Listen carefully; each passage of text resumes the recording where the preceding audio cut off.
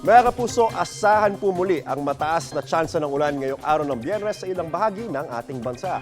Ayon sa pag-asa, apektado po ang Cagayan Valley Region, ang Cordillera at ang Aurora Province. Ang pag-ulan sa mga nasabing lugar ay dala po ng northeasterly surface wind flow. Mga local thunderstorm naman po ang mararanasan sa natitirang bahagi ng bansa. Kasama po dyan ang Metro Manila. Umaga ngayong weekend, higit na asahan ng ulan sa extreme northern zone. Base po yan sa rainfall forecast ng Metro Weather. Pagsapit ng hapon mga kapuso, halos buong bansa na po ang uulanin. Posible po ang heavy to intense rains kaya maging alerto po tayo sa banta ng baha o kaya naman ang landslide. Paalala mga kapuso, stay safe and stay updated.